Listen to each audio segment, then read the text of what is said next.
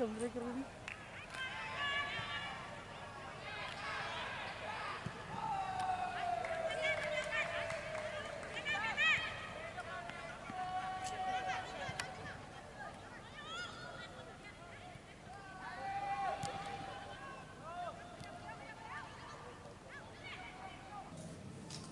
Kita main cuma agak ke bawah aja ya, jadi agak lebih defense dibandingkan kemarin. Kita main lebih terbuka gitu ya. Jadi kita tadi cuma mengandalkan untuk counter. Jadi counter ke kemungkinan ada yang bisa terus bermain untuk setenang mungkin.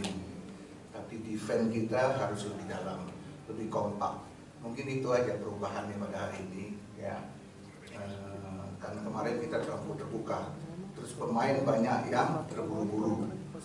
Ya, sekarang agak lebih tenang, mereka sudah mengenal bagaimana musuh bermain.